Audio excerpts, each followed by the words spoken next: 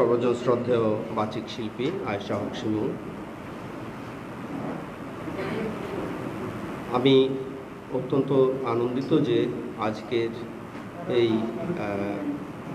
Online Bangla বইমেলার চতুর্থ পর্বে আমাকে স্বাগত বক্তব্য রাখার জন্য বলা হয়েছে এবং এই জন্য আমি অত্যন্ত কৃতজ্ঞ এবং ধন্যবাদ জানাচ্ছি আমাদের পরম শ্রদ্ধেয় প্রিয় সংগঠক,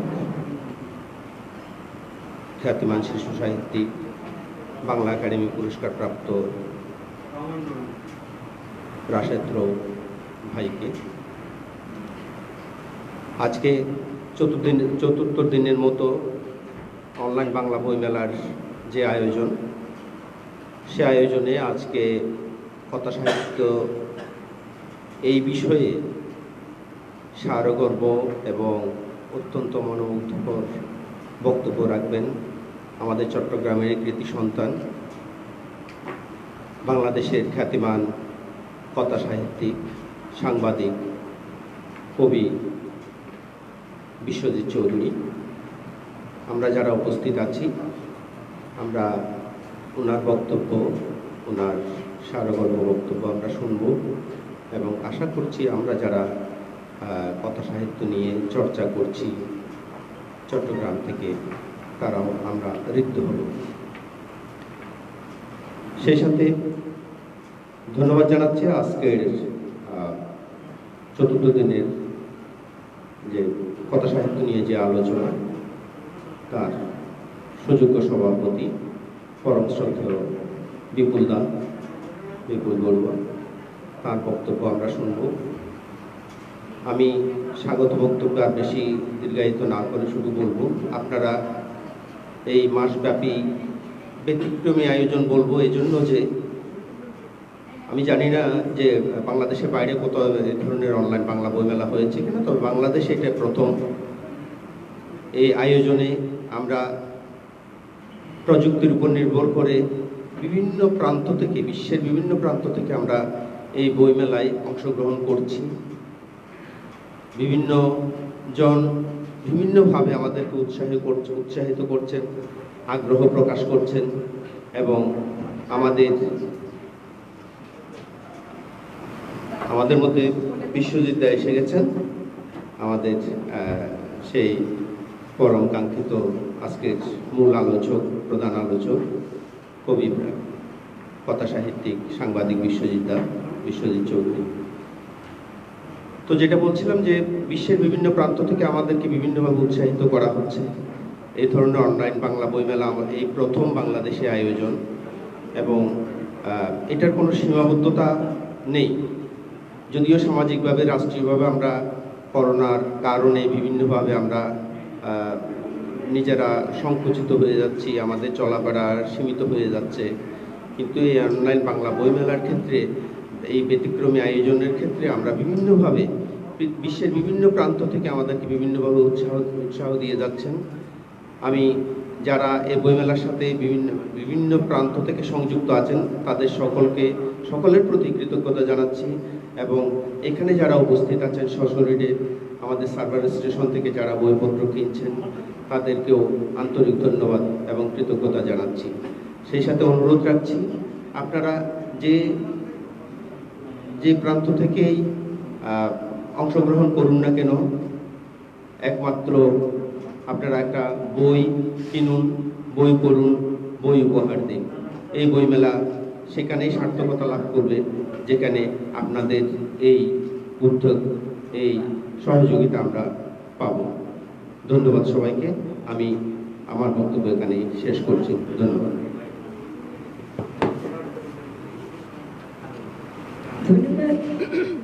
ধন্যবাদ কথা সাহিত্যিক মিলন বণিককে তার সুন্দর কথনের জন্য। সুপ্রিয় সুধী, আমরা অত্যন্ত আনন্দের সঙ্গে জানাচ্ছি আমাদের আজকের নির্ধারিত আলোচক, যার লেখা পড়লে আমরা দেখি যে চৈতন্য টান করা রচনায় যিনি সঞ্চার করেন আমাদের ভেতরে উজ্জীবনী শক্তি। আমাদের সেই দেশবর্ণ খ্যাতিমান কথা সাহিত্যিক বিশ্বজিৎ চৌধুরী, বিশিষ্ট কবি, সাংবাদিক, তিনি আমাদের মাঝে উপস্থিত হয়েছেন। আমরা অত্যন্ত আনন্দিত এবং আমি জানি যারা দেশের বিভিন্ন প্রান্তে এবং দেশের বাইরে আজকে আমাদের সঙ্গে সংযুক্ত হয়েছেন তারাও এতক্ষণ অধীর আগ্রহী ছিলেন তাকে দেখার জন্য, তার কথা শোনার জন্য। আমরা তার কথা শুনবো, তবে তার আগে আমি শুভেচ্ছা বক্তব্য রাখার জন্য আহ্বান করছি আমাদের তরুণ শিশু সাহিত্যিক রহমান রনিকে। আসছে রহমান রনি।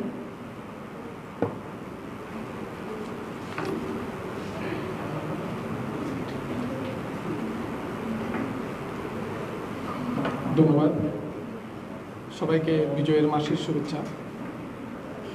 সম্ভবত বাংলাদেশের প্রথমবারের মতো অনলাইন বাংলা বইমেলার এই চট্টগ্রাম থেকে সূচনা হয়েছে।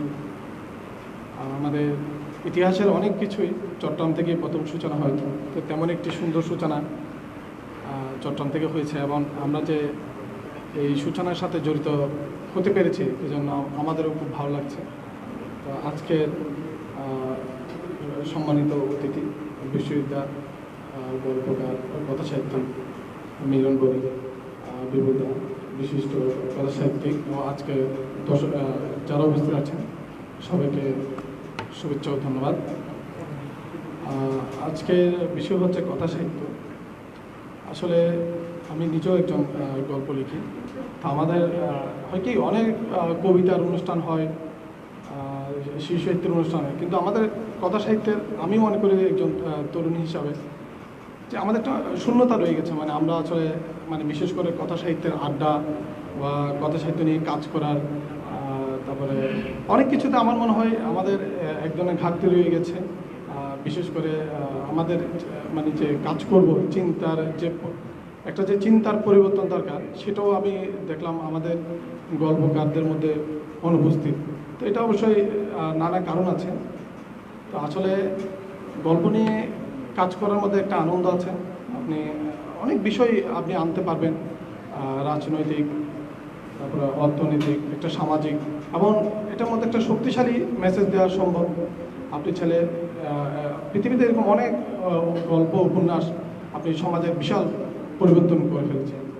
তো আমার মনে হয় চট্টগ্রামে আমরা যারা কথা সাহিত্যিক আছেন ওনারা যদি আমাদেরকে একটু গাইড করেন বা আরেকটু বেশি বেশি করে যদি অনুষ্ঠান হয় কথা সাহিত্যের, আর আমরা যারা সিনিয়র আছেন ওনাদের সান্নিধ্যে যদি যেতে পারি, তা আমরা মনে হয় আমরা অনেক ঋদ্ধ হব, অনেক কিছু শিখতে পারবো আমরা যারা তরুণ আছি।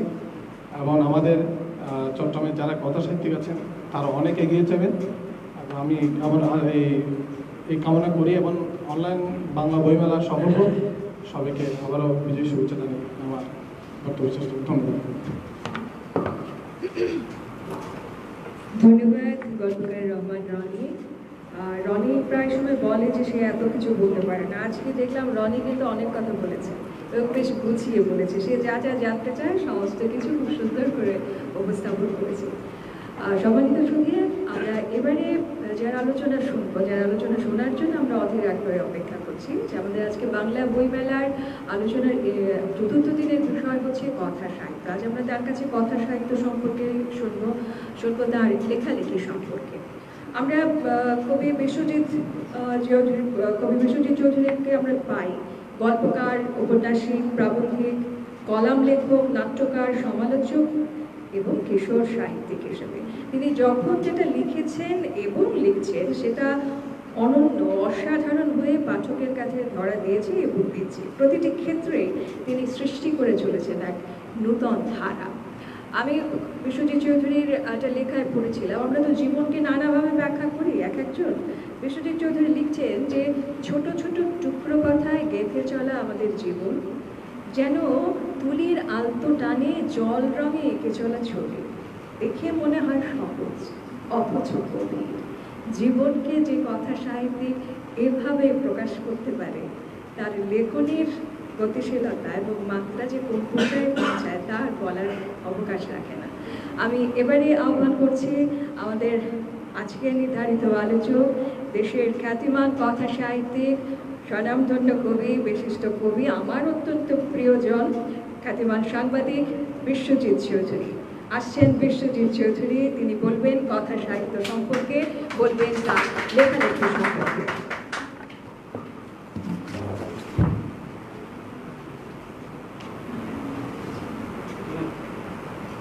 ধন্যবাদ আয়েশা হক শিমু, আমার প্রিয় আবৃত্তি শিল্পী, বাচিক শিল্পী।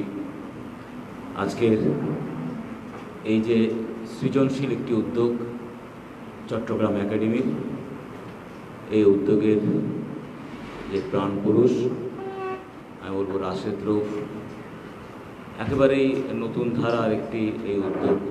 প্রতি বছর যেমন আমরা একটি বইমেলা চট্টগ্রাম একাডেমির মাধ্যমে অনুষ্ঠিত হতে দেখি, সেটিকে একদম অন্যভাবে উপস্থাপন করার, নতুন পরিস্থিতির সাথে মিলিয়ে উপস্থাপন করার যে এই যে অভিনব পরিকল্পনা, তার জন্য তাকে অবশ্যই সাধুবাদ জানাতে হয়। আর এই অনুষ্ঠানের প্রিয় ও শ্রদ্ধেয় সভাপতি বিপুল বড়ুয়া, আমাদের বক্তা অনুজ মিলন বণিক, লেখক, কথা সাহিত্যিক, এবং আমার সামনে যারা আছেন তাদের প্রায় সবাইকে লেখক হিসেবে আমি চিনি, জানি, যতটা মনে পড়ে প্রায় সবাই লেখক। বলে আমার এই শ্রোতৃমণ্ডলীকে কথা বলতে খুব ভালো লাগছে, কারণ আমার এই অনেক লোক শিল্পকলার বড় মঞ্চ, বেশিরভাগকে দেখতে পাচ্ছি না, তারা পরস্পর কথা বলে নিজে কথা বলে কোনো আনন্দ পাই না, এবং এইটাতে এই কজন যারা খুব মনোযোগী শ্রোতা, তাদের সাথে কথা বলার আনন্দটাই অন্যরকম। ফলে আমার আজকে এখানে উপস্থিত হতে পেরে খুব ভালো লাগছে। আসলে এই যে সবাই তো আমরা এখানে যারা আছি লেখালেখি করি, তো আমি আজকে খুব ভাবছিলাম কী বিষয়ে বলবো। এটা তখন কোনো মানে ভেবে চিনতে বানিয়ে কথা না বলে একদম সরাসরি কিছু যে উপলব্ধি নিজের মধ্যে আসে সেরকম কিছু কথা বলবো। এই যে আমরা এখানে যারা বসে আছি প্রায় সবাই লেখালেখির সঙ্গে জড়িত। যে আমি এই প্রশ্নটা আমার মনে আসে খুব শৈশবে বা কৈশোরে, যখন আমাদের বন্ধুরা ছুটছে, খেলছে, জলে ঝাঁপাচ্ছে বা নানানভাবে শৈশবটাকে উপভোগ করছে, আমরাও করেছি তাদের সাথে, আমাদের বন্ধুদের সাথে। এরপর কেন হঠাৎ করে তাদের মধ্যে কিছু মানুষ আলাদা হয়ে আমরা হঠাৎ করে একটু অন্য রকম করে ভাবতে শুরু করলাম, তাদের মতো জীবনযাপনটা আমাদের একই রকম থাকলো না, একটু ভিন্ন ধাঁচের জীবনযাপন অভ্যস্ত হয়ে পড়লাম, একটু নতুন করে ভাবলাম, বা একটা পদে পদে পদ মিলিয়ে পদ্য লেখার চেষ্টা করলাম। কেন এইসব? এটা আমি খুব ভাবি, এটা কেন হঠাৎ করে আমাদের মনে এসেছিল সেই কম বয়সে। বা এটাও হতে পারে যে পরিণত বয়সে এসে কেউ লেখালেখি করছেন, একেবারে পরিণত বয়সে জীবনযাপন করছেন, চাকরি বাকরি করছেন, লেখাপড়া শেষ করেছেন, কলেজে পড়েছেন, বিশ্ববিদ্যালয়ে পড়েছেন, নানানভাবে তার জীবনযাপন চলছে। হঠাৎ করে তিনি কেন মনে করলেন যে তার কিছু লেখার প্রয়োজন আছে, কিছু কথা বলার প্রয়োজন আছে। কেন এইসব হয় আমাদের মধ্যে? তখন আমি এই সমাধানে আসি যে এরকম একটা জিনিস মনে হয় যে আমরা বোধহয় জীবনকে, এই যে আমাদের চারপাশের জীবন, এই জীবনটাকে চিনতে চাই, জানতে চাই, বুঝতে চাই। এটা একটা বোঝাপড়ার বিষয় হয়ে যাচ্ছে। সবাই জীবন যাপন করেন, একজন সাহিত্যিক জীবনকে পর্যবেক্ষণ করেন। মানে এই যে চেনা জানার একটা আগ্রহ, আমার জীবনটাকে সবাই তো যার যার মতো করে একটা জীবন। আমি যখন চারপাশে তাকাই, তখন আমার কাছে একটা গল্প হয়ে ধরা দেয় আমার চারপাশ, আর মানুষগুলো তখন চরিত্র হয়ে যায়। এই মানুষগুলিকে তখন আমি আবিষ্কার করার চেষ্টা করি, চরিত্রগুলিকে, তার ভাবনাগুলিকে, এইটা হচ্ছে এক ধরনের পর্যবেক্ষণের প্রচেষ্টা। এটাই বোধহয় আমাদের সবাইকে লেখক হওয়ার অনুপ্রেরণা যোগায়, যে আমি মানুষটাকে চিনতে চাই, আমি জীবনটাকে বুঝতে চাই। এটাই বোধহয় মানে একজন সাহিত্যের মানুষ হয়ে ওঠার, সাহিত্যিক হয়ে ওঠার একটা আকাঙ্ক্ষা। এই কারণেই মানুষ বোধহয় লেখালেখি শুরু করে। জানি না আমার সাথে আপনাদের সব ভাবনা মিলবে কি না, এটা আমার একটা নিজের মনে হলো। যাই হোক, আমি এই বিষয়টা বাদ দিই। কীভাবে লেখালেখি মানে আমার, যেটা শিমু বললেন যে আমার লেখালেখি নিয়েও কিছু কথা, এটা একটা সুযোগ যে আপনাদের সামনে বলার। আর বয়স হলে, আমাদের একটু বয়স হয়েছে, বয়স হলে খালি নিজের কথা বলতে ইচ্ছে করে। আমি 40 বছর আগের একটা কথা বলি। 40 বছর আগের একটা মানে লেখালেখি কোথায় কীভাবে শুরু করেছিলাম সেটা না বলে বরং 40 বছর আগের একটা ঘটনার কথা উল্লেখ করি। গল্পের মতোই প্রায়। 40 বছর, কমপক্ষে 40 বা 42 হতে পারে। আমার একটা গল্প ছাপা হলো দৈনিক সংবাদের সাহিত্য সাময়িকী। দৈনিক সংবাদের সাহিত্য সাময়িকী তখন আপনারা যারা জানেন, রাশেদ তো জানেনই, আরও দু একজন বিপুলদা জানেন, আরও কয়েকজন তো নিশ্চয়ই এখানে জানেন, যে সবচেয়ে সম্মানিত মর্যাদা জায়গা, যেখানে স্থান পেলে লেখকরা একেবারে নিজেকে মানে শ্রেষ্ঠ লেখাগুলি এখানে ছাপা হতো, মানে ওই সময়কার। এটা কোনো সন্দেহ নেই। আবুল হাসনাত ছিলেন সম্পাদক। সংবাদ সাময়িকী সম্ভবত 4 পৃষ্ঠা এবং খুবই একটা মর্যাদার আসনে প্রতিষ্ঠিত, বড় লেখকরা সবাই লেখেন। ওখানে হঠাৎ করে মানে এটা অবিশ্বাস্য, প্রায় আগের দিন বিজ্ঞাপন আকারে যেহেতু আগামীকাল কি যাবে, তো যেহেতু নিজে লেখা পাঠিয়ে রেখেছি, ভয়ে ভয়ে তবু বিজ্ঞাপন দেখছিলাম। তো ওখানে লেখা আছে অমুকের প্রবন্ধ, অমুকের এই বড় বড় লেখকদের নাম, তরুণ লেখকের গল্প। এই তরুণ লেখক কি আমি, মানে খুব মনে মনে, যেহেতু নাম নেই, এটা একটা ভিতরে একটা ইয়ে ছিল। পরের দিন দেখলাম এটা আমার গল্পটা ছাপা হয়েছে। তখন আমার বয়স কত, যদি 42 বছর আগে ধরে 18, তাহলে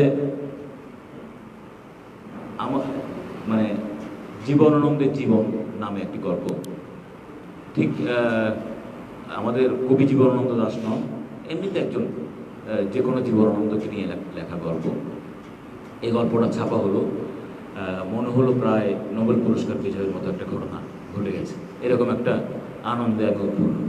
তো পত্রিকাটা ভাঁজ করে আমি কোথায় যাই, মানে কি করি, এরকম একটা পাগলের মতো হয়ে গেছি। তো এটা নিয়ে চলে গেলাম নন্দনকানন ইয়ের সামনে, এটা কি বলে, রথের পুকুর পাড়।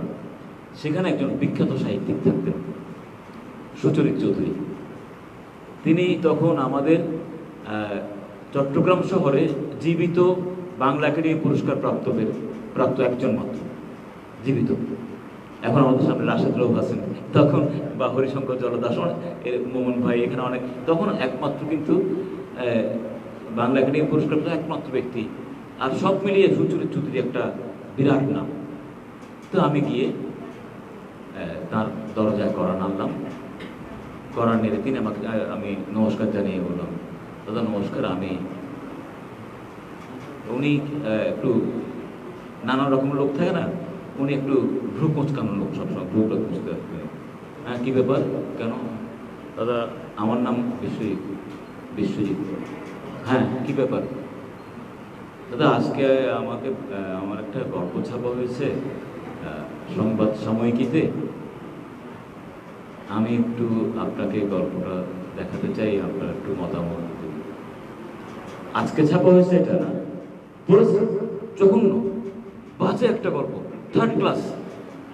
আমি প্রথমে ভেবা চাকেন, না দাদা আমি তো এমনি একটু শিশু সাহিত্য করি, আমি ঠিক ওইটা মানে প্রথম লিখেছি, তো প্রথম আর শেষ কি হয়ই না, কিচ্ছু হয়, এসব বিষয় তো তুমি বোঝো না, তুমি এটা নিয়ে কেন গল্প, এটা তোমার বিষয় না। কী সব লিখেছো মানুষের জীবনের, এই যে বয়সের লোক নিয়ে লিখেছো, ওই বয়সের লোক তুমি দেখেছো কী লিখছো আজে বাজে।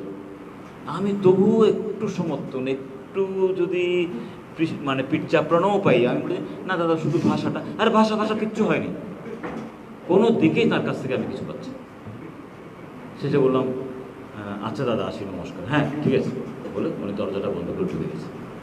বিশ্বাস করুন, পৃথিবীটা আমার সামনে অন্ধকার। আমি কেন গিয়েছিলাম তার কাছে, এবার এই গল্পটা বলি। আমি তার কাছে যাওয়ার তো কোনো মানে এত বড় সাহিত্যিক, তার কাছে যাবো কেন? ঘটনা হয়েছে কি, তারও বেশ কিছুদিন আগে আমার একটা গল্প সংবাদের ছোটদের পাতায় ছাপা হয়েছে। আপনারা অনেকে গল্পটির নাম জানবেন, লিন্ডা জনসনের রাজহাঁস। ওটা ছাপা হওয়ার পরে আমরা একটা নাটকের দল ছিল, এটা কবিরাজ বিল্ডিং বলতে ফিরিঙ্গে বাজার নাটকের দল। ওখানে আমরা ওই রিহার্সাল করতাম, আমি অভিনয় করতাম না, এমনি নাটকের দলের সঙ্গে ছিলাম। ওখানে হঠাৎ করে সুচরিত চৌধুরী এসে হাজির, তিনি ভাঁজ করে সংবাদ পত্রিকাটা নিয়ে আসছেন। আচ্ছা তোমাদের সঙ্গে কি বিশ্বজিৎ বলে কোনো ছেলে তোমাদের সঙ্গে কাজ করে? একবার আমাকে মিলন বলেছিল, মিলন চৌধুরী। হ্যাঁ হ্যাঁ হ্যাঁ, ও আর কি। তুমি তো বেশ ছোট, তুমি তো দারুণ গল্প লিখেছো, খুব ভালো গল্প লিখেছো, কেমনি লিখলাম? হ্যাঁ দাদা আমি একেবারে কাছু মাছু হয়ে যাচ্ছি। বাহ বেশ ঠিক আছে, ভালো, চালিয়ে যাও। হ্যাঁ ভালো বলে ওই আবার ভ্রু কুঁচকে চলে গেলেন। মিলন চৌধুরী বললেন আর তো হয়ে গেল তোর জীবন, আর কি। এরকম একজন লোক একটা কথা বলেছে, আর মনে করে যে এরকম এটা তোর জীবনে হয়ে গেল আর কি। এরকম কথা দ্বিতীয়বার শুনতে হয় না, এরকম একবার শুনলেই হয়ে যায়। তো ওই যে দ্বিতীয়বার শুনতে গেছি আমি, আমার কপাল খারাপ। আমি একবার যে উৎসাহ পেয়েছিলাম, মনে করছি আবার যাব, আবার তিনি আমাকে পিঠ চাপড়ে অনেক কথা বলবেন, কিন্তু একেবারে এমনভাবে তিনি বললেন একটা লাইন, মানে আমি তার কাছ থেকে পেলাম না। বিশ্বাস করুন, আমরা তখন ইয়েতে আড্ডা দিই, বসবাদ হচ্ছে আড্ডা দিই। তো আমি তখন বিকেলের দিকে, তখন আর একটু পরেই আমাদের বন্ধুরা সবাই আসতে শুরু করবে। আমি বসবাদাসের পেছনে যেখানে ওয়াশরুম, টয়লেট ওদের এরকম অবস্থা এগুলি ছিল, ওখানে গিয়ে চারদিকে তাকিয়ে একা অনেকক্ষণ কাঁদতাম। বিশ্বাস করে একদম হু হু করে কাঁদতাম, যে মানে জীবনের সবচেয়ে বড় অপরাধ যে একটা গল্প লিখলাম, আমার মানে এত কথা শুনতে হলো, খুব কাঁদতাম। বিশ্বাস করেন, এটা আমি ওই দিকটার কথা আমি আজকে মনে করে বলতে পারবো না। এখন আমার মানে ভারাক্রান্ত হয়ে পড়ে আমি কেঁদে, তারপরে মুখে পানির ঝাপটা দিয়ে মুখটুক মুছে এসে আবার ওই বোস ব্রাদার্সের ওখানে বসলাম।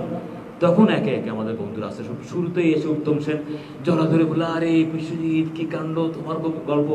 তারপরে একের পর এক কায়সার আসছে, অজয় আসছে, সঞ্জীব দা আসছেন, একের পর এক। মানে এই যে কি এক দিগ্বিজয় আমি করে ফেলেছি, সাহিত্যের পাতায় আমার এরকম একটা গল্প ছাপা হয়েছে। কিন্তু ওরা জানে না যে তার আগে কত বড় তিরস্কার আমি সহ্য করে, যে এটা মানে এই আমার কি বেদনা বহন করতে হচ্ছে, অথচ ওরা উৎসাহ দিয়ে যাচ্ছে। একই ঘটনা কিন্তু দুই রকম দিক, দুইটাই ঘটে যায় আর কি এভাবে। তো ওরা বলছে মানে তোমার জীবন খুলে গেল, সাহিত্যের পাতায় উঠে গেছো, এই সেই নানান কিছু। কিন্তু আমি জানি কি বহন করছি, আমাকে সুচরিতবাবু এরকম করে বললেন। তো এই হচ্ছে মানে আমার মনে হয়েছে লেখকের জীবন। তো আমি তারপর থেকে ভাবলাম যে এই দুটোই আমার বোধহয় জীবনে এরকম করে চলবে। মানে কখনো কারো ভালো লাগলে তিনি বলবেন। এখন হয়তো লজ্জায় কেউ, এই সুচরিত বাবুর মতো লোকগুলি কমে গেছে, ব্রুকুসকে এরকম করে কেউ বলবেন না, কিন্তু মনে মনে তো বলবেন যে এত একেবারে অনেক কথাবার্তা বলেন, লেখেন তো কি করেছি, পড়ে দেখেছি, অনেক কথাবার্তা দেখি, নানান রকম ছবিও দেখি, কিন্তু লেখা তো খুব ভালোই বোঝা আছে। যারা পড়েন তারা নিশ্চয়ই এরকম বলবেন। তো এইরকম মানে আমাদের শুরুটা ছিল এরকম ভালোবাসা বেদনায় মেশানো আর কি। তো আরও আগে আসলে শুরু করেছি, আরও আগে সেটা ছড়া লিখতাম, এক কিশোর কবিতার নাম হয়নি, কিন্তু পদ্য লিখতাম। রাশেদ রফরা জানে, একসাথে আমাদের জার্নি, আমাদের একটু অনুযোগ প্রতীক রাশেদ, আমাদের একটা জার্নি। এখানে আরও কয়েকজন আছেন হয়তো, বিপুল দত্ত বটেই। আচ্ছা, বিপুল দত্ত তখন গল্প লিখছেন, বিভিন্ন পত্রিকায় ওনার লেখা ছাপা হতো, চাকতাইতে উনি থাকতেন।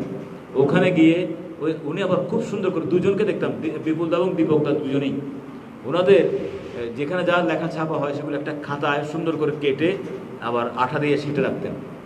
এগুলি গিয়ে আমরা গিয়ে উল্টাতাম আর মুগ্ধ নয়নে মানে তাকাতাম, আহারে কত সুন্দর ইলাস্ট্রেশন ছাপা হয়েছে গল্পের সঙ্গে, কখন আমাদের এরকম হবে, বিপুল দাদের সাথে এরকম করে আমাদের বেড়ে ওঠা। তো তারপর এই ধীরে ধীরে আমাদের লেখালেখি শুরু হলো, ছড়া। তারপর কেন জানি আমাদের বন্ধু বান্ধবরা সবাই ছড়া কবিতায় বেশি মনোযোগী হলো। আমার একটু গদ্যের প্রতি তখন থেকেই, মানে গদ্যের প্রতি একটু একটা টান, একটা ভালোবাসা, এটা সবসময় ছিল।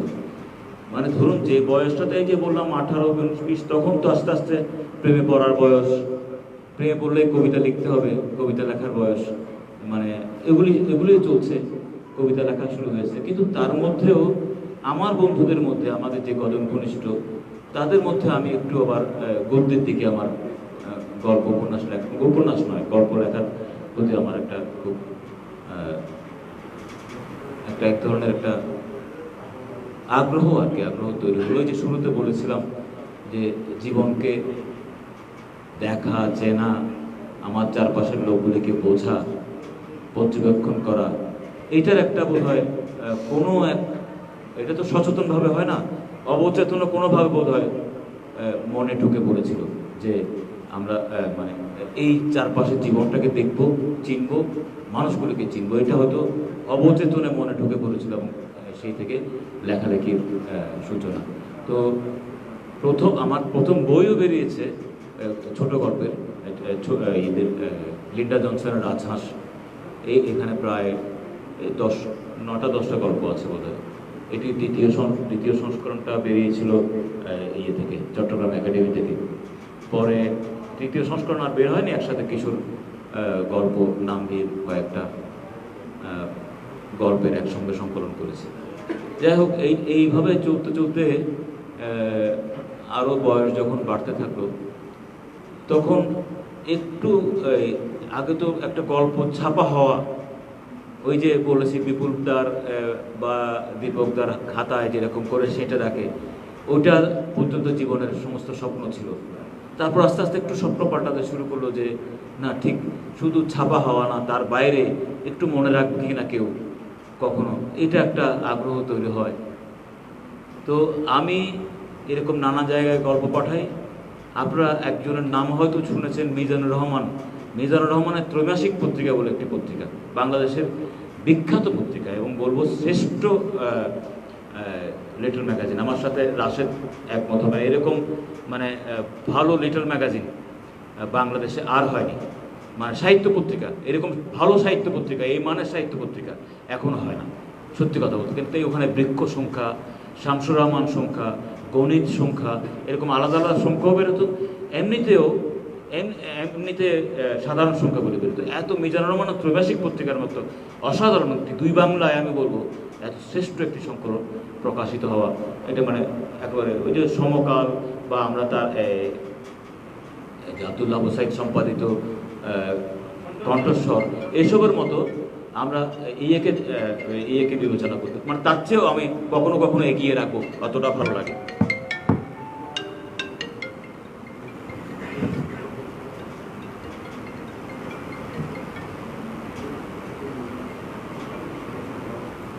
তো এই পত্রিকায় আমি আমার এক বন্ধু, আমাদের কলিগ এবং সতীর্থ এবং বন্ধু মশিউল আলম খুব অনুরোধ করলেন যে আপনি একটা গল্প দিন এর কাছে এই পত্রিকাটার জন্য।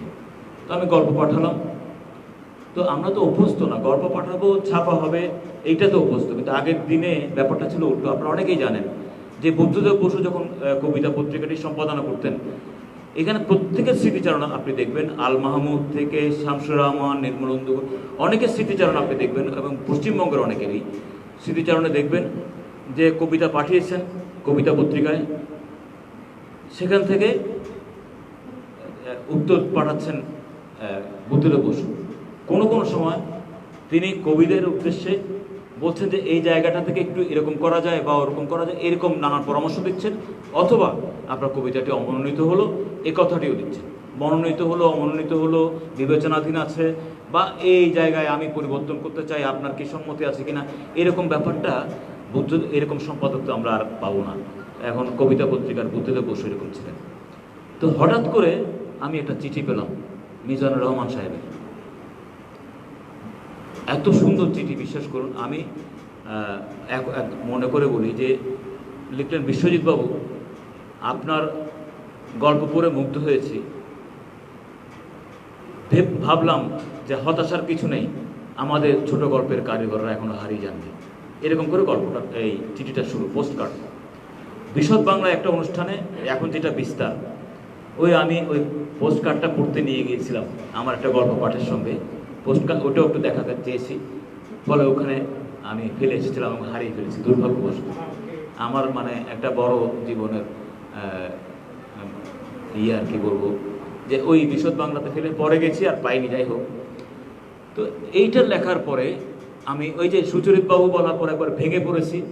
বহুদিন পরে এটা লেখার পরে আবার নতুন করে যেন একটা জীবন ফিরে পেয়েছে, বহুকালের ব্যবধানে, বহুদিনের ব্যবধানে একটা জীবন ফিরে পেয়েছি। তিনি বলেন, আমাদের শিল্পের, আমাদের ছোট গল্পের কারিগররা এখনো হারিয়ে যাননি। তো বিরাট একটা প্রাপ্তি মনে হয়েছে। সঙ্গে আবার এটা মনে হলো, তিনি কারিগর বলেছেন, শিল্পী বলেননি। তো আমার এখনো অনেক বাকি শিল্পী হয়ে ওঠার, সেটাও মনে মনে জানি যে শিল্পী হয়ে ওঠার অনেকটা পথ পাড়ি দেওয়ার বাকি। তো এর মধ্যে এই পাড়ি দেওয়ার শ্রমটা চলছে, কাজটা চলছে, জীবনের নানান রকমের অভিজ্ঞতার মধ্য দিয়ে চলছে, এবং অভিজ্ঞতাগুলি নানান বিষয়ে নানান রকমের। যেমন ধরুন, আমি এরপরে উপন্যাস লিখতে শুরু করেছি। একটা ছোট মানে ফাঁকে গল্পগুলি বলতে ভালো লাগে। নার্গিস উপন্যাসটি ছাপা হওয়ার পর আপনারা ইয়েকে চেনেন, সুভাষ দে, সুপ্রভাত বাংলাদেশে চাকরি করেন। তো উনি বললেন একদিন যে, বিশ্বজিৎ তুমি কি উপন্যাসটা লিখেছো, তুমি তো লোকজনকে খুব কষ্ট দিচ্ছ। কি ব্যাপার দাদা? বলে যে এই যে আমার পাশে প্রথমা কার্যালয়ে একটা ছেলে কাজ করে, ওর নাম বোধ হয় এই মুহূর্তে মনে পড়ছে না, হ্যাঁ সাইফুল না, ও কি সাইফুল সৈকত না, আরো একজন, আরেকটা, ও মানে লেখালেখি কোনো কিছুর সঙ্গে সম্পর্কিত না, শুধুই বই বিক্রেতা আর কি, চাকরি করে বই বিক্রেতা। একদিন নাকি দরজা বন্ধ করে, দুপুরে দরজা বন্ধ করে খেতে যাবেন আমাদের সুভাষদা, দেখে যে ওই ছেলেটা এক কোণে বসে পড়ছে আর কাঁদছে, চোখের পানি মুছছে আর পড়ছে। আমি বললাম যে কিরে তোর ব্যাপারটা কি, কাঁদছিস কেন? তখন সে লজ্জায় চোখ বন্ধ করলো এবং দেখলাম যে সে যে বইটা উল্টে রাখলো সেটা তোমার নার্গিস। তুমি কি লিখেছো ভাই এত লোকজন? মানে এই যে ওই লোক, ও সাহিত্যবোধ কি জানি না, একটা বই বিক্রেতা হিসেবে চাকরি করে, এই যে তার এইটুকু ভালোবাসা পেলাম, এই যে কথাটা আমি এত পরে জানতে পারলাম, সেটা তো একটা বিরাট প্রাপ্তি। আবার আরেকটা অনুষ্ঠানে ঘটনাচক্রের রাশেদ রফি উপস্থিত ছিলেন, আমরা কয়েকজন উপস্থিত আছি। মিজানুর রহমান একজন বড় গোফলা একটা আমাদের মানবাধিকার কমিশনের চেয়ারম্যান ছিলেন, মনে আছে আপনাদের? ডক্টর মিজানুর রহমান, হ্যাঁ হ্যাঁ, এখানে ব্যাট পড়তেন। তো আমরা সবাই বসছি, সবাই সবার পরিচয় দিচ্ছি, ওই একটা গোল টেবিল বৈঠকের মতো সবাই সবার পরিচয় দিচ্ছি। উনি আছেন প্রধান অতিথি বা সভাপতি হয়ে। তো সবাই নাম বলছি, ওই জায়গায় আমি আমার নাম বলার পরে বলছেন, আপনি বিশ্বজিৎ চৌধুরী? আমি আপনাকে অনেক খুঁজেছি, এরকম কিছু একটা, যে আমি আপনার নার্গিস বইটা পড়েছি, আমি খুব ভালো লেগেছে, আপনাকে দেখতে পেয়ে আমার খুব ভালো লাগলো এতদিন পরে, একটা সবার সামনে। তো এইটাও একটা প্রাপ্তি যে মিজানুর রহমানের মতো একটা মানুষ। আবার আরেকদিন হলো কি, আপনাদের একজন পরিচিত মানুষ আক্তার হোসেন, উনি প্রথমার একজন কপি এডিটর, মানে সম্পাদক যাকে বলেন, যে বইয়ের সম্পাদনা করেন। তো উনি প্রায় প্রতিদিন আমাকে ফোন করেন, ওই বানানটা আপনি এরকম লিখেছেন, ওই বানানটা এরকম লিখেছেন, এগুলো জিজ্ঞেস করেন।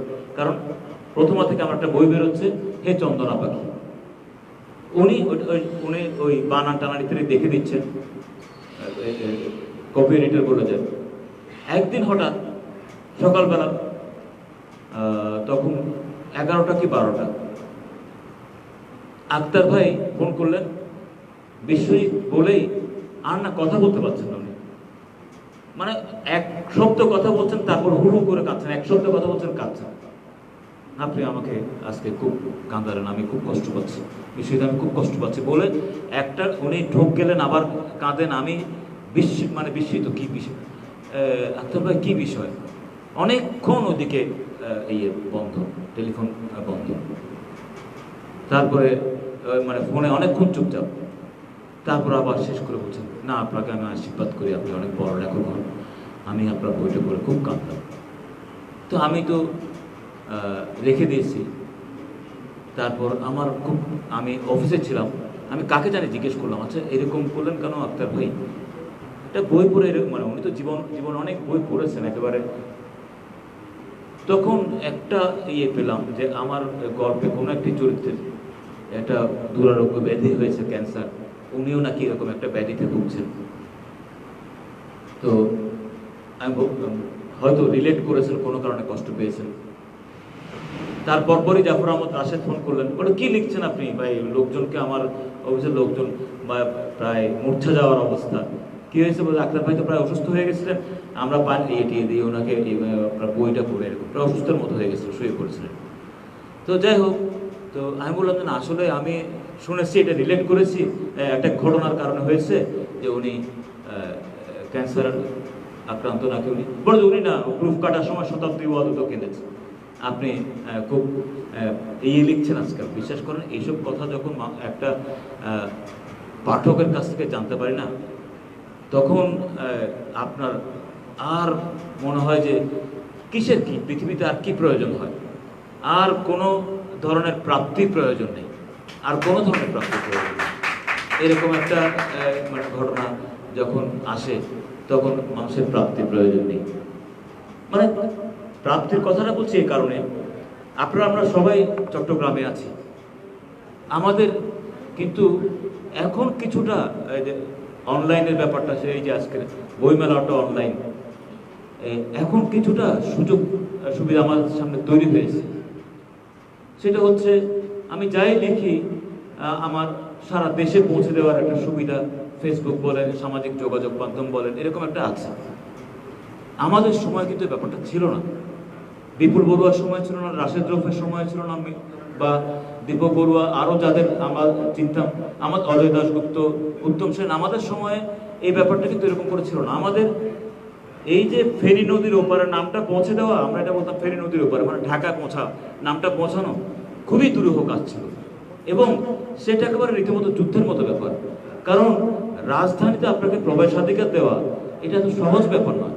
সেখানে অনেক বড় লেখকরা আছেন, তারা সেখানে সেই জায়গাটাকে, সেই ক্ষেত্রটাকে মানে দখল করে বসেছেন। আমি দখল শব্দটা বললে হয়তো শুনতে খারাপ দেখাবে, কিন্তু সেটাকে হয়তো অধিকার করে আমার অধিকার ওখানে গিয়ে পৌঁছাচ্ছে না। আমার অনেক বেশি সংগ্রাম, অনেক বেশি যুদ্ধ করার মতো ব্যাপার। আমি ছোট্ট ঘটনা বলি, যেমন ধরুন সেই দিন কিছুদিন আগেও যখনই একটা প্রসঙ্গে কথা উঠতো, আমাদের কবি বন্ধু ফরিদ কবির আমাকে বললাম যে আমি কথা প্রসঙ্গে বলেছি আমরা মফস্বলের লেখক, তখন উনি বললেন লেখকের আবার মফস্বল। তখন আমি তাকে বলেছি এটা ইয়েতে হবে না, কোনোদিন সামনাসামনি বলবো। কি বেদনার পথ পার দিয়ে আমরা এসেছি। ধরুন আমরা কবিতা লিখি চট্টগ্রামে বসে, একই সময়ে ফরিদ কবিরও কবিতা লেখেন, 80 দশকের কবি আবু হাসান শাহরিয়ার কবিতা লেখেন, 80 দশকের কবি সৈয়দ আল ফারুকও কবিতা লেখেন, আমাদের সমসাময়িক কবি। পশ্চিমবঙ্গ থেকে একটি আহ্বান আসলো যে আপনার তরুণ লেখকদের তার আহ্বান জানালেন পশ্চিমবঙ্গ থেকে। আমরা কি করলাম, আমরা এটা শুনেছি, কিন্তু দেখছি বাংলাদেশের খ্যাতিমান লেখকদের সাথে, শামসুর রহমান, আল মাহমুদ, সৈয়দ শামসুল হক, এরকম খ্যাতিমান লেখকদের সাথে আমাদের সমসাময়িক ফরিদ কবির, আবু হাসান শাহরিয়ার বা সৈয়দ আল ফারুক, তারা বাংলাদেশের প্রতিনিধিত্ব করতে যাচ্ছেন। আমরা ছবিতে দেখছি যে দেশ পত্রিকায়, বিখ্যাত পত্রিকায় দেশ পত্রিকায় ছবিতে দেখছি যে শক্তি চট্টোপাধ্যায়, সুনীল গঙ্গোপাধ্যায়, বিখ্যাত সব লোকদের সাথে বসে আমাদের বন্ধুরা আড্ডা দিচ্ছে। সেই সৌভাগ্য আমাদের হবে, আমরা কল্পনা করতে পারি না। আমরা অবাক বিস্ময়ে তাকাই। তখন বুকের ভেতর ক্ষোভ জমে, দুঃখ জমে। সেই প্রতিশোধ তো আমরা ওইভাবে আর নিতে পারি না, বন্ধু তো, অন্য কোনো প্রতিশোধ তো নেওয়ার কিছু নেই। তখন হাতে লিখে একটা কবিতা পোস্টে দেশ পত্রিকায় পাঠিয়ে দিই সুনীল গঙ্গোপাধ্যায়ের নামে। দেশ পত্রিকায় যখন সেই কবিতাটি ছাপা হয়, তখন আমি তার সমকক্ষতা দাবি করি যে হ্যাঁ তোমরা, আমি সশরীরে যেতে পারি নিকটে, কিন্তু সুনীল গঙ্গোপাধ্যায় সম্পাদিত পত্রিকায় তাঁর সম্পাদনায় আমার কবিতাটি ছাপা হয়েছে। এভাবে আমাদের প্রতিনিয়ত কিন্তু যুদ্ধ করে যেতে হয়েছে, এবং অনেক যুদ্ধে আমরা নানাভাবে প্রতারিত হয়েছি। প্রতারিত কিভাবে হয়েছি সেই গল্পটা একটু বলি। এগুলি রাশেদরা সব জানে, তবু আজকে আপনাদের সামনে সুযোগ হয়েছে বলছি। যেমন ধরুন সিকান্দার আবু জাফর সাহিত্য পুরস্কার বলে একটা পুরস্কার তখন ছিল, এখনো আছে বোধহয়, খুব তখন নামি একটা পুরস্কার। ওখানে আমার প্রথম বইটি জমা দেওয়া হলো এই লিন্ডা জনসনের রাজহাঁস। বিচারকরা এটিকে পুরস্কারের জন্য মনোনীত করলেন। বিচারক মণ্ডলীর সভাপতি সৈয়দ আলী হাসান মঞ্চে উঠে ঘোষণা করলেন যে আমরা এই বইটিকে, আমাদের বিচারকরা লিন্ডা জনসনের রাজহাঁস দেখিয়ে বলেন এই বইটিকে পুরস্কারের জন্য মনোনীত করা হয়েছিল, কিন্তু এইটি কি মৌলিক গ্রন্থ না অনুবাদ গ্রন্থ, এই কথাটি লেখক কোথাও উল্লেখ করেননি। সে কারণে আমরা এই গ্রন্থটিকে পুরস্কার দিতে পারছি না। এই গ্রন্থের পরিবর্তে আমরা লুৎফর রহমান লিটনের ধূপতরি ছড়ার বইটাকে পুরস্কার দিচ্ছি। ভেবে দেখুন, সৈয়দ আলী হাসান এরকম একজন উচ্চশিক্ষিত ব্যক্তি, এত বড় পণ্ডিত ব্যক্তি, একটি গল্পের নাম লিন্ডা জনসন রাজহাঁস বলে, সেটি অনুবাদ গ্রন্থ মনে করলেন তিনি। উল্টালেই দেখতেন নৌকা নামের একটি গল্প আছে, রিক্সা নামের একটি গল্প আছে। এটি কেন অনুবাদ গ্রন্থ হবে? 2 পৃষ্ঠা উল্টালে তো সব কিছু বোঝা যায়। লেখক কেন লিখে দেবে একটি মৌলিক গ্রন্থে এটি মৌলিক গ্রন্থ? কোথাও কি লেখা থাকে? কোনো মৌলিক গ্রন্থে কি লেখা থাকে এটি একটি মৌলিক গল্পের গ্রন্থ? আপনাকে যদি দিতে ইচ্ছে না হয়, আমি বলবো দুর্জনের ছলের অভাব হয় না। সে বয়সে একটা জিনিস বুঝে ফেলেছি, এই যে পুরস্কার ব্যাপারটা এটা এরকমও হতে পারে, আবার সৎ পথে হতে পারে। এটার জন্য বেশি উদ্বেলিত হয়ে কোনো, এটা একটা আমার হয়তো একটা শিক্ষাও হয়েছে যে আমি আর এগুলি নিয়ে খুব বেশি একেবারে মানে, কিন্তু এই প্রতারিত বোধটা, প্রতারণার বোধটা মনের ভিতর ছিল, যে এই যে বলছি আমরা দূরে থাকি, এই যে কাছে যেতে পারি না, অনেক দূরে এই থেকে। আজকে এই যে অনলাইন বইমেলাটা চট্টগ্রামে হচ্ছে, এইটি মনে করুন এটির প্রচার সব কিছু মিলিয়ে কত বিশাল আঙ্গিকে হতো যদি এটা ঢাকায় হতো। এরকম করে একটি আয়োজন যদি ঢাকায় হতো। আমি তো ঢাকা যাই, বিভিন্ন সাহিত্যের অনুষ্ঠানে গিয়ে দেখেছি, এরকম মনোযোগী দর্শক পাঠক আমি দেখিনি। অনেক অনুষ্ঠানে গেছি, এখানে যত অনুষ্ঠান হয় আমি গর্ব করে বলবো একটা জিনিস এটা। দ্বিতীয়ত পারস্পরিক শ্রদ্ধা ভালোবাসার বোধ, পারস্পরিক শ্রদ্ধা ভালোবাসার বোধটা যেরকম করে এখানে তৈরি করা হয়েছে। এর জন্য রাশেদ রৌফ চট্টগ্রাম একাডেমি করেন, তার সঙ্গে এতগুলি লোককে নিয়ে, সবাইকে নিয়ে এগিয়ে যাওয়ার একটা, এই রাশেদকে সবাই যেভাবে শ্রদ্ধা করে ভালোবাসে, এটার সূত্রে আমাদেরকেও যে সবাই করেন, কারণ রাশেদ এটাও শিখিয়েছেন যে সবাইকে এরকম করে করতে হবে। এই যে তরুণ লেখক গোষ্ঠী গড়ে উঠছে, এই যে শ্রদ্ধা ভালোবাসার সম্পর্কে, শ্রদ্ধা স্নেহের সম্পর্কে, ওই স্নেহ, এই সম্পর্কগুলিও তো কিন্তু সব জায়গায় পাওয়া যায় না, ইভেন রাজধানীতেও পাওয়া যায় না। সত্যি কথা বলতে কি, আমি তো অনলাইনে বলছি, আপনি শাহবাগে গিয়ে দেখবেন যে কিভাবে মানে পরস্পরের প্রতি অবজ্ঞা, উপেক্ষা, তুচ্ছ তাচ্ছিল্য, এসব। এটার চেয়ে আমি মনে করি একদিক থেকে আমাদের এই যে মফস্বলে থাকার বেদনা, আর দিক থেকে একটা সন্তুষ্টির ব্যাপারও আছে। এই সন্তুষ্টিটা অনেক, এটাও কম না। যাই হোক, অনেক দিকে কথা বলা হলো, আমি সাহিত্য প্রসঙ্গে আবার একটু 2 পংক্তি বলে ফিরে যাই। আমার খুব প্রিয় একজন লেখক, বিদেশি লেখক, এখানকার তো অনেক লেখকই আমার খুব প্রিয়। একজন বিদেশি লেখক গাব্রিয়েল গার্সিয়া মার্কেস। আপনারা জানেন মার্কেজের অনেক পরিচিতি, দেশের পাঠকও তার অনেক। আমি তার লেখা খুব পছন্দ করি। একটা মানে লেখালেখির ক্ষেত্রে একটা কথাকে আমি একেবারে, তার কথাকে শিরোধার্য করে রাখি। তার একটা বই আমি সব সময়, মানুষ অনেক সময় জিজ্ঞেস করে না যে আপনি কোন বইটা বারবার পড়েন।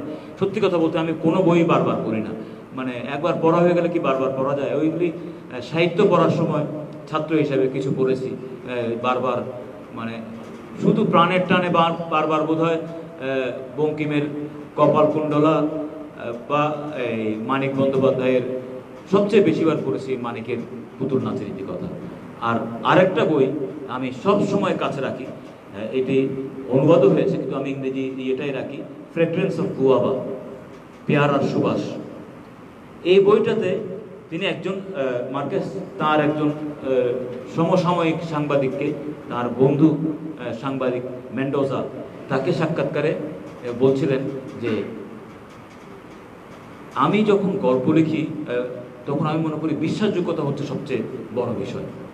বিশ্বাস করাতে পারলাম কিনা, কি লিখলাম সেটা বড় কথা না। আপনারা যেটাকে জাদু বাস্তবতা বলছেন, সেটাকে উনি করেছেন কি, একটা এক সুন্দরী নারী, বয়স হচ্ছে বহু বয়স, তিনি এক সময় ভাবলেন যে এত সুন্দরী একজন নারীকে, তাকে রোগ শোক ইত্যাদি দিয়ে আমি মৃত্যুর মুখে ঠেলে দেবো, এটা কেমন দেখায়।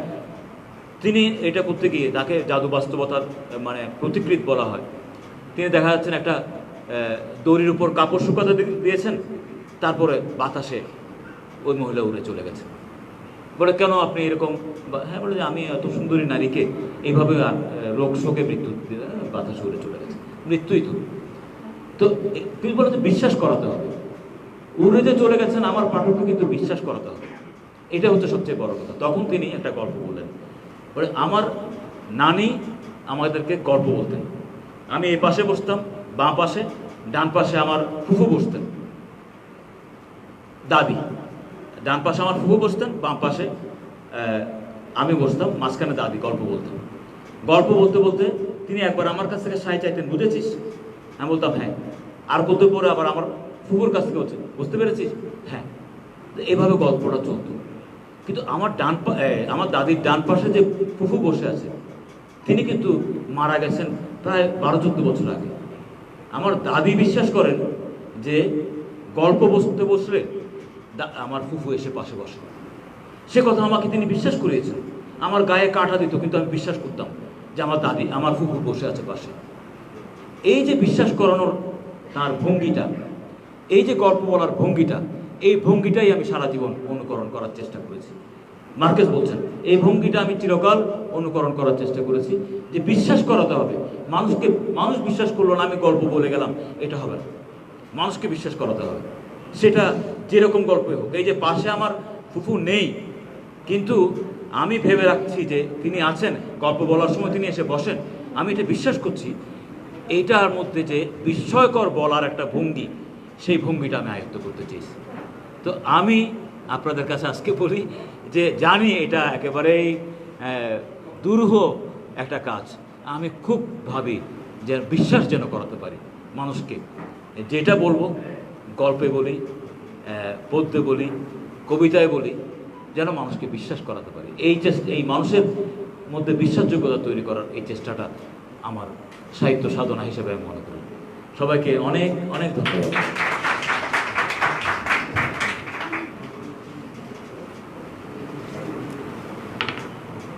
অসংখ্য অসংখ্য ধন্যবাদ আমাদের প্রিয় কথা সাহিত্যিক, দেশের খ্যাতিমান কথা সাহিত্যিক, কবি, সাংবাদিক, যতই বলি আমার মনে হয় আমি খুব কম বলছি তার সম্পর্কে। আসলে মানুষ যখন একটা উচ্চতায় পৌঁছে যায়, তখন তার ভেতরে এতই ব্যাপকতা থাকে যে তাকে আমি কি বলবো, আকাশের মতো বিশাল বিশ্বদয় বিশ্বজিৎ চৌধুরীর মন, তার হৃদয় ভালোবাসা জানাই আমাদের বাংলা বইমেলার পক্ষ থেকে।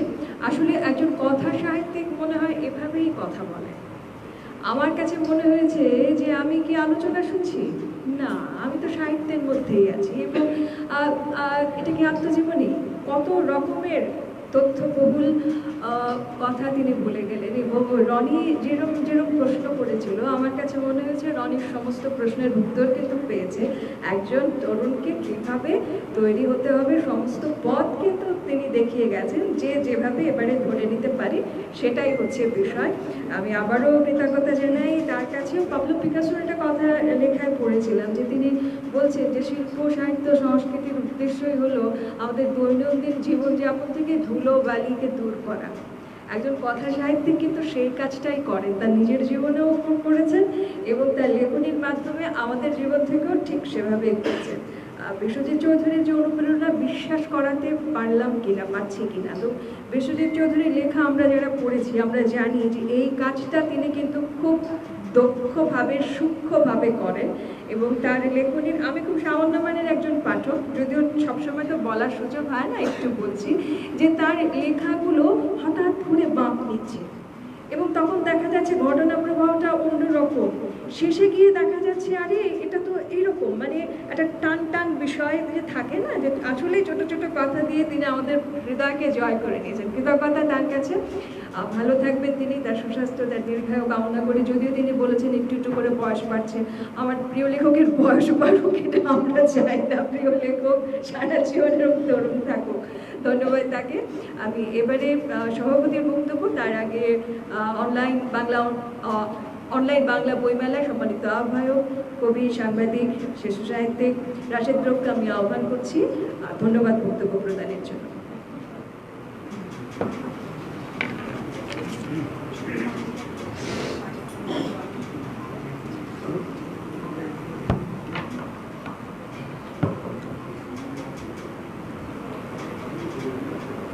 আমি ধন্যবাদ জানাতে চাই আজকের এই আয়োজনের মূল আলোচক, খ্যাতিমান কথা সাহিত্যিক, কবি, সাংবাদিক বিশ্বজিৎ চৌধুরীকে। আপনারা বিশ্বজিৎ চৌধুরীর বক্তব্য শুনেছেন, অসাধারণ বক্তব্য। তিনি যেমন লেখেন অসাধারণ, তেমনি বলেনও সাধারণ।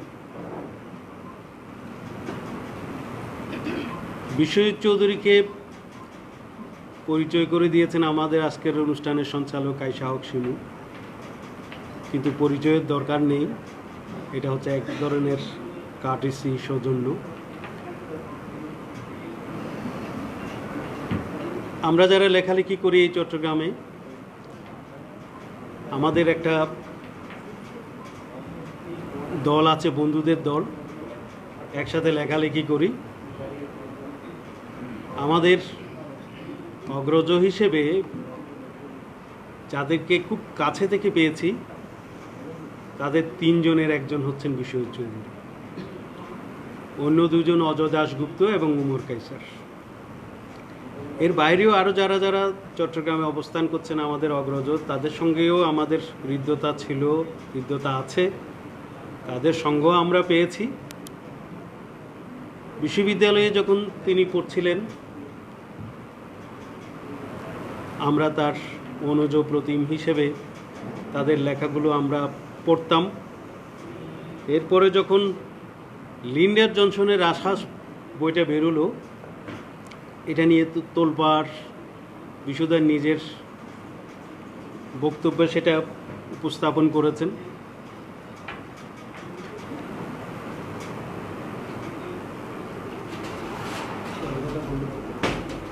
আওয়াজ শোনা যাচ্ছে।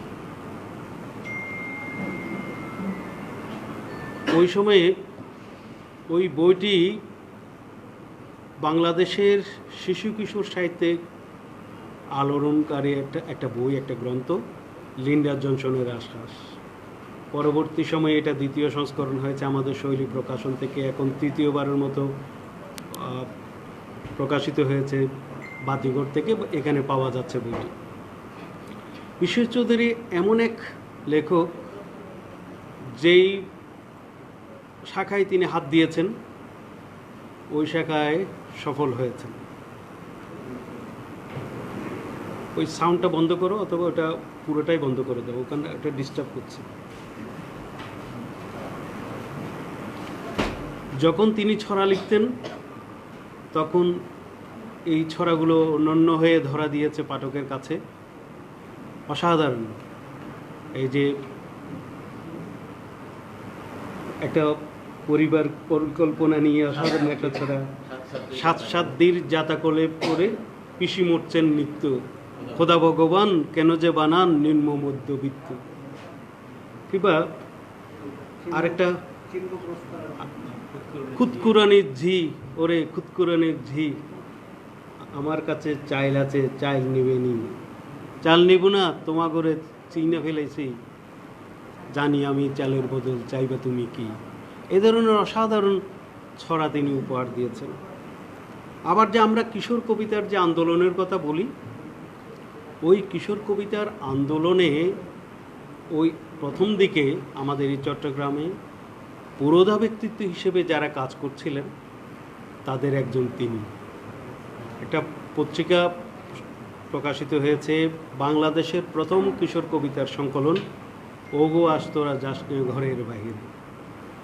যদিও ওই পত্রিকার সম্পাদক 3 জন, অজয় দাশগুপ্ত, উমর কায়সার এবং উত্তম সেন, কিন্তু এর বাইরে ওই সংকলনটি প্রকাশনা এবং ওই সংকলনে যে কবিতাটি প্রকাশিত হয়েছিল সেই কবিতাটি অন্য ধরনের একটা, মানে আমাদের হৃদয় মনকে আনচান করার একটা এক ধরনের, অর্থাৎ কিশোর কবিতায় যে কিশোর প্রেম কিভাবে ঢুকে, কিভাবে কৌশলে কিশোর প্রেমকে হাতছানি দেয়া যায়, সেটার একটা আমরা দিক নির্দেশনা পেয়েছি বিশ্বজিৎ চৌধুরীর ওই কবিতা। এরপরে যখন কবিতায় যান উনি, বড়দের কবিতায়, আধুনিক কবিতায়, তখন দেখি তোমার প্রাণের জল শেওলা শরীরে। এর আগে দ্রৌপদীর প্রেমিকারা অন্য একজন, বা দ্রৌপদীর প্রেমিকারা ওটাতে, এরপরে দ্রৌপদীর প্রেমিকারা অন্য একজন। এর পরবর্তী সময়ে যখন মৌলিক গ্রন্থ বেরোয়, তোমার প্রাণের জল শেওলা শরীরে। এত চমৎকার কবিতা লিখতেন বা লিখেন, অসাধারণ। চারদিকে এত জল, বুঝি না কখন তার চোখের কাজল ভেসে গেছে। আমি তো বিভিন্ন জায়গায় একটা কবিতার উদাহরণ দিই, মাছ কি জলের স্পর্শ বোঝে? আসলে বোঝে কিনা আমিও জানি না। মাছ কি জলের স্পর্শ বোঝে? আমার ছিল না তৃষ্ণা, তোমার প্রবাহ ছিল আমার ভেতর।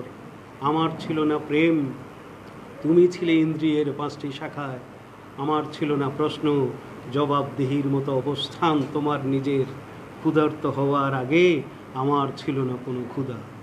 এ ধরনের অনেক কবিতা, ভালো লাগার কবিতা, আমাদের অন্তরকে ছুঁয়ে যাওয়ার মতো কবিতা, এই কবিতা বিশ্বজিৎ চৌধুরী উপহার দিয়েছেন।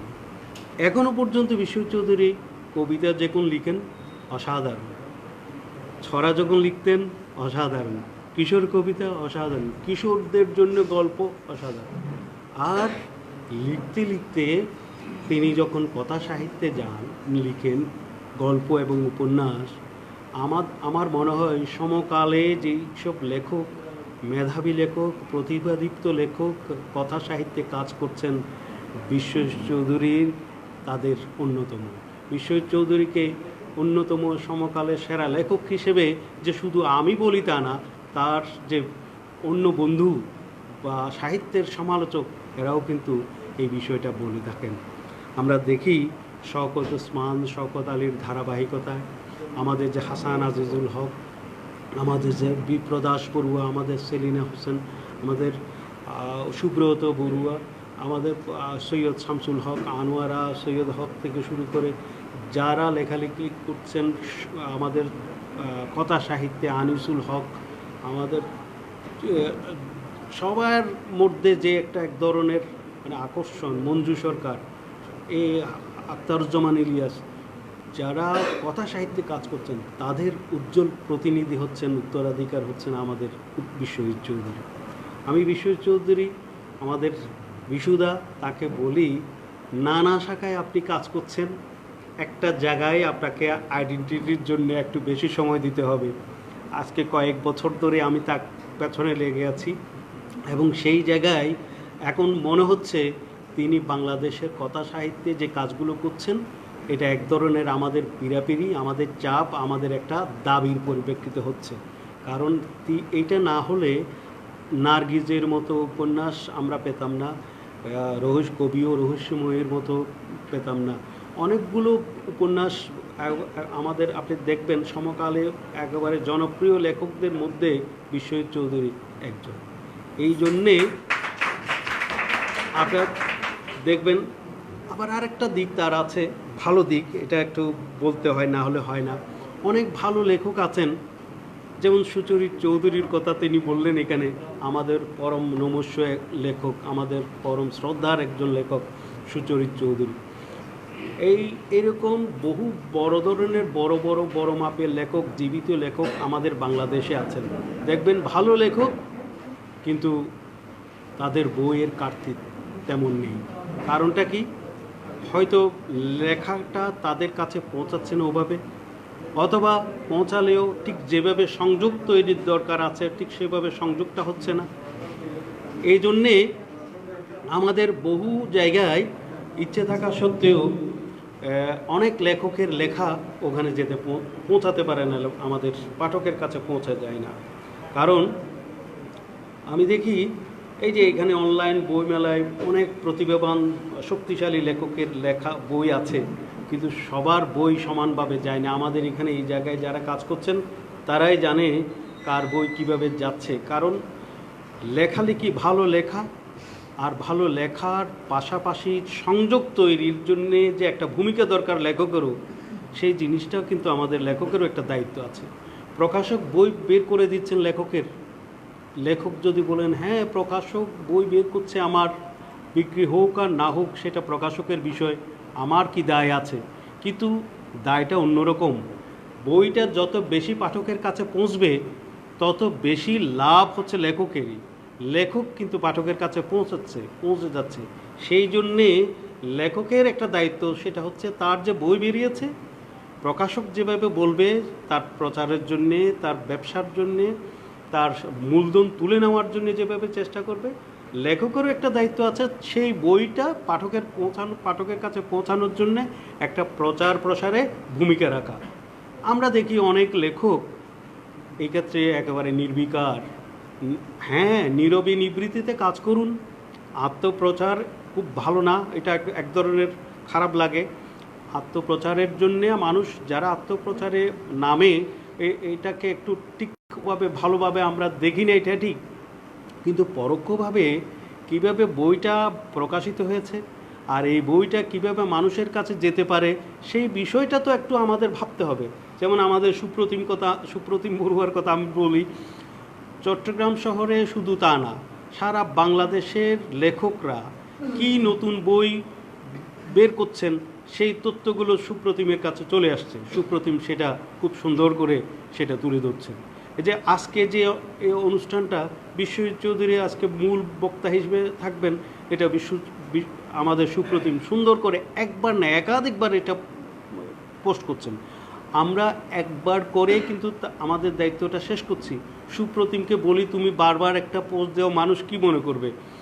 বলছে আমি বারবার এই জন্যে দিই, প্রথম পোস্টটা যদি চোখে না পড়ে দ্বিতীয় পোস্টটা পড়বে, এরপরে যদি চোখে না পড়ে তৃতীয় পোস্টটা, মানে মানুষ তো সবসময় ফেসবুকে থাকে না, হঠাৎ থাকে আবার চলে যায়, কিন্তু যখনই থাকে তখন যেন এই পোস্টটা দেখে, এইরকম একটা আইডিয়া সুপ্রতিমের আছে। আমি সুপ্রতিমকে ধন্যবাদ এবং তার যে উদার মানসিকতা সেটার জন্যও তাকে সবসময় ধন্যবাদ জানাই। এর সম্প্রতি তার পাশাপাশি আরেকজন ভদ্রলোক এখন সেই কাজটা করার চেষ্টা করছেন, যদিও এখনও পর্যন্ত ওই জায়গায় পৌঁছেনি। আমাদের মোহাম্মদ মহসিন চৌধুরী, বিশিষ্ট কর্পোরেট ব্যক্তিত্ব, তিনি যে বইয়ের দিকে একটু যদি যান তাহলে মানুষের মানে পাঠকের আগ্রহটা বইয়ের দিকে যাবে। মহসিন ভাই এখনও পর্যন্ত জন্মদিনের মধ্যে সীমাবদ্ধ আছেন। জন্মদিনের বাইরে লেখকের বই কোনটা কী অবস্থা এটা তো যদি যেতে পারেন তাহলে মনে হয় লেখকরা একটু বেশি উপকৃত হবে। যা হোক, আমি যেই কথাগুলো একটু বলতে চাই সেটা হচ্ছে বিশ্বজিৎ চৌধুরী সেই কাজটাও করেন, অর্থাৎ নিজে ভালো লেখেন তা নয়, নিজের সংযোগ তৈরির জন্যে যেটুক করার দরকার সেটা করেন, ভাব নিয়ে বসে থাকেন না। এটা হচ্ছে তার, আমি বিশ্বজিৎ চৌধুরীর জন্য একটা হাততালি চাচ্ছি তার এটা জন্য। এখানে অনেকেই উপস্থিত হয়েছেন, তাদের একটু ধন্যবাদ জানাতে চাই। এস এম আব্দুল আজিজ, চট্টগ্রাম একাডেমির অন্যতম পরিচালক, সৈয়দা সেলিমা আক্তার অক্লান্ত পরিশ্রম করে যাচ্ছেন আমাদের অনলাইন বইমেলার জন্যে। অধ্যাপক শিশু সাহিত্যিক গোফরানুদ্দিন টিটু, তিনি প্রতিনিয়ত একেবারেই 6টার আগে জায়গায় 5টায় এসে পৌঁছেন। আমাদের ফারজানা রহমান শিমু আজকে আমাকে আগে বলে রেখেছে আজকে আসতে হয়তো একটু দেরি হতে পারে, কিন্তু দেরি হওয়ার মানে নির্ধারিত সময়ের আরও 15-20 মিনিট আগে এই ফারজানা রহমান শিমু এসে পৌঁছেছে। আমাদের চট্টগ্রাম বিশ্ববিদ্যালয় গণিত অ্যালামনাই অ্যাসোসিয়েশনের সাধারণ সম্পাদক লেখক রেজাউল করিম স্বপন সমসাময়িক লেখালেখি করেন আজাদী এবং অন্যান্য পত্রিকায়। আজকে একটা অন্যরকম একটা লেখা লিখলেন, মনে হচ্ছে নিজের কাহিনী, আবার পরের কাহিনী কল্পনা বোঝা যাচ্ছে না। এই আলোচনাগুলো তার জন্য খুবই উপযোগী, বিশেষত গল্পের জায়গাগুলো, গল্প কোন পর্যায়ে এসে পৌঁছেছে, গল্পের মানে কাহিনীগুলো কোন জায়গায় যাচ্ছে, এটা একটু নজরে রাখা দরকার।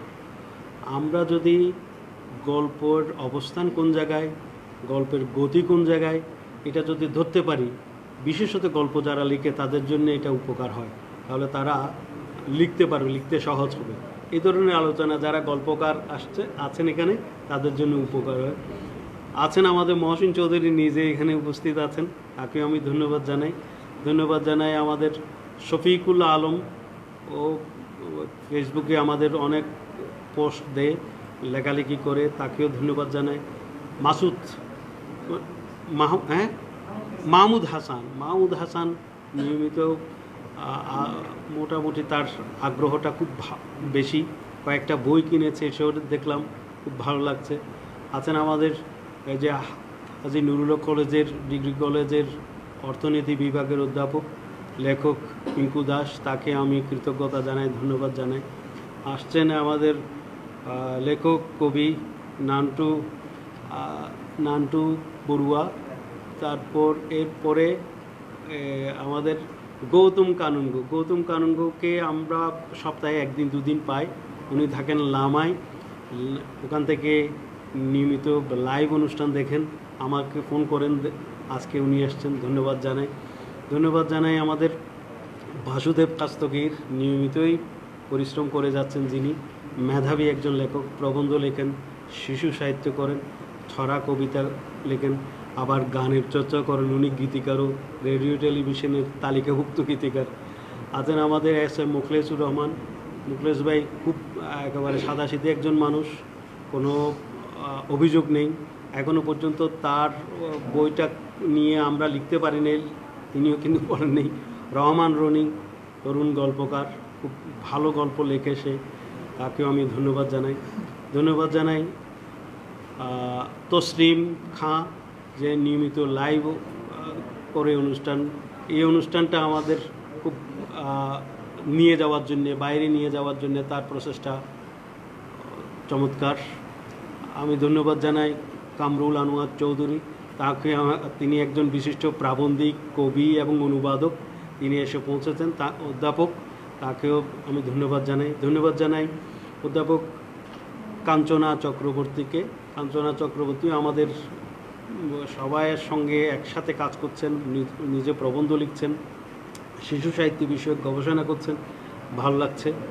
ধন্যবাদ জানাই আমাদের আরেক গল্পকার শিপ্রা দাস নিজে অসুস্থ, তারপরে এই জায়গায় এই অনুষ্ঠানে এসে পৌঁছেছেন, গল্পের টানে বোঝা যাচ্ছে। আজকে বিশ্বজিৎ চৌধুরী যেহেতু কথা সাহিত্য বিষয়ক কথা বলবেন, তার জন্যে শিপ্রা নিজে চলে আসছেন, এটাই বোঝা যাচ্ছে। উপস্থিত হয়েছেন জসিমউদ্দিন খান, কবি এবং গীতিকার। একবার ভালোবেসে দেখো, আমরা কিন্তু আপনাকে ভালোবাসছি, আপনাকে ধন্যবাদ, বারবার ভালোবাসি আপনাকে। ধন্যবাদ জানাই সাইদুল আরেফিন, ও একেবারে সব্যসাচী লেখক, নানামুখী লেখালেখি তিনি করে থাকেন, তাকেও আমার ধন্যবাদ জানাতে হয়। আজকের যে সঞ্চালনা করছেন আয়েশা হক শিমু, কিন্তু কালকে করবে অধ্যাপক কাঞ্চনা চক্রবর্তী, পরশুদিন আবার সাইদুল আরেফিন এটা সঞ্চালনার দায়িত্ব নেবে। এইরকম নানাজন আমাদের এই কাজগুলো করবেন, যুক্ত হবেন, এটা হচ্ছে আমরা চাই। আর আরও অনেকে আছেন, তাদের সবার নাম আমি হয়তো বলতে পারছি না, সবার নামও জানি না। আর আজকে যে অনুষ্ঠানে সভাপতিত্ব করছেন বিপুল বড়ুয়া সম্পর্কে আমাদের বিশুদা, আমাদের মূল আলোচক, তিনি বলেছেন বিপুল বড়ুয়া আমাদের অগ্রজ লেখক। বয়স যে তার অনেক, এটা কিন্তু বোঝা যায় না। আপনারা চিন্তা করে দেখবেন, উনি কিন্তু বলেন না আমার বয়স কত, জন্ম সাল বলেন না, জন্ম তারিখ বলেন। উনি কিন্তু আমাদের যে চট্টগ্রামের চট্টল বীর মহিউদ্দিন চৌধুরীর ক্লাসমেট। এইটা কিন্তু বড় ধরনের বিষয়। আমাদের সুলতানুল কবির চৌধুরীর ক্লাসমেট, এই মহিউদ্দিন চৌধুরীর ক্লাসমেট, সুলতানুল কবির চৌধুরীর ক্লাসমেট, ওরা কিন্তু এখন নেই। তাদেরকে সম্মান করছি, শ্রদ্ধা করছি। আর বিপুলদা চিরতরুণ, ধন্যবাদ। আর আছেন আমাদের কথা সাহিত্যিক মিলন বণিক, তিনি এখানে স্বাগত বক্তব্য রেখেছেন। লিটন কুমার চৌধুরী, তাকেও আমি ধন্যবাদ জানাই। বরাবর তিনি আমাদের এই জায়গায় এই অনুষ্ঠানে আসেন, আমাদের সঙ্গে কাজ করেন, কবি, শিশু সাহিত্যিক এবং শিক্ষক, তাকেও আমি ধন্যবাদ জানাই। আরিফ রায়হান, তাকেও আমি ধন্যবাদ জানাই। সবাইকে ধন্যবাদ জানানো এটা একটা দায়িত্ব হয়ে পড়েছে, কারণ এরা যে এই যে করোনাকালীন পরিস্থিতিতে আমরা মনে করেছি 5 জন থাকবো, অনলাইনে সবাই দেখবে, কিন্তু যে 50 জন হচ্ছে, এটা একটা বড় বিষয়। আজকে আমাদের বাংলাদেশের শিশু সাহিত্যের একটা সক্রিয় একটা নাম হাসনাত আমজাদ, আমাদের অগ্রজ এক লেখক। হাসনাত আমজাদ ভাই আমাকে ফোন করেছেন, বললেন আমি প্রতিদিনই এই অনুষ্ঠান উপভোগ করি, আমরা অপেক্ষা করি অনুষ্ঠানটা দেখার জন্যে। 6টা থেকে 8টা কীভাবে কী অবস্থায় হচ্ছে সেটা আমরা দেখার চেষ্টা করি। আমি তাকে বললাম, আমাদের এখান থেকে যে 4-5 জন প্রতিনিয়ত 5-6 জন লাইভে যায়, এই লাইভে অনেকে এখানে যুক্ত হচ্ছেন, অনেকে কমেন্ট করছেন, অনেকে কমেন্ট করছেন না, সেটা অন্য কথা। কিন্তু অনেকেই দেখতে পাচ্ছেন বিদেশে আমাদের অবস্থান করছেন, এরকম অনেক বন্ধু আমাকে ফোন করেছেন, সংযুক্ত হয়েছেন, তারা দেখছেন, তাদেরকে আমরা কৃতজ্ঞতা জানাই। যারা নিয়মিত আমাদের এই অনুষ্ঠানগুলো দেখে থাকেন তাদেরকে আমরা কৃতজ্ঞতা জানাই, কারণ আমাদের প্রতিদিন এইরকম একটা ছোট্ট আলোচনা অনুষ্ঠান, সেমিনারের মতো করে আমরা আলোচনা অনুষ্ঠান উপহার দিয়ে থাকি। পরবর্তী সময়ে 1 মাসের এই যজ্ঞর পরে বছরব্যাপী যে একটা আয়োজন আমরা করছি অনলাইন বইমেলার, এটা তো আসলে 1 মাসের না, 1 মাস তো এটা হচ্ছে সশরীরে একটা সংযুক্তি। এটার বাইরে কিন্তু এটার বছরব্যাপী একটা অনলাইনে বইমেলার আমরা কার্যক্রম শুরু করব। সেই সময়ে কিন্তু আমরা এই সপ্তাহে একটা করে অনুষ্ঠান করার চেষ্টা করব। আমাদের সঙ্গে দেশ বিদেশে যারা আমাদের সঙ্গে আছেন তাদের সাথে এখানে যুক্ত করব। এর বাইরে আরেকটা বিষয়, বই কেনার বিষয়ে যারা আগ্রহী, আমাদের লোকজন যারা এখানে আছেন তাদেরকে যদি বই কেনার জটিলতা মনে করেন, আমাদের ইনবক্সে মেসেঞ্জারে আপনারা নক করবেন, ঠিকানা দেবেন, আপনাদের ঠিকানায় বই পৌঁছে যাবে। যেই বই আপনারা চান সেই বই আমরা মুদ্রায় দেব। আমি বিশেষভাবে ধন্যবাদ জানাই বাতিঘরের কর্ণধার দীপঙ্কর দাসকে। দীপঙ্কর দাস আমাদের নানাভাবে সহযোগিতা করছে বই সরবরাহের ক্ষেত্রে, তার সহযোগিতার কথা আমরা এই অনুষ্ঠানে স্মরণ করছি। আজকে আরেকটা বিষয়, যারা অনলাইন বইমেলাকে কেন্দ্র করে গ্রুপ ভিত্তিক যারা লাইভ অনুষ্ঠান করছে বা বিভিন্ন সংগঠন এবং বিভিন্ন ব্যক্তি যারা অনুষ্ঠান করছে অনলাইন বইমেলাকে সামনে রেখে এবং কেন্দ্র করে, তাদেরকেও আমি কৃতজ্ঞতা জানাই এবং ধন্যবাদ জানাই। আগামীকাল এই সময়ে অর্থাৎ ঠিক 6টায় যে আলোচনা, সে আলোচনার বিষয় হচ্ছে শিক্ষা, আর মূল বক্তা হিসেবে উপস্থিত থাকবেন চট্টগ্রাম সরকারি চারুকলা কলেজের সাবেক অধ্যক্ষ, বিশিষ্ট শিক্ষাবিদ প্রফেসর রীতা দত্ত। আর সভাপতিত্ব করবেন চট্টগ্রাম বিশ্ববিদ্যালয়ের সমাজবিজ্ঞান বিভাগের সাবেক ডিন, বিশিষ্ট সমাজবিজ্ঞানী ডক্টর গাজী সালেউদ্দিন। আপনাদের সবাইকে আমন্ত্রণ জানাচ্ছি।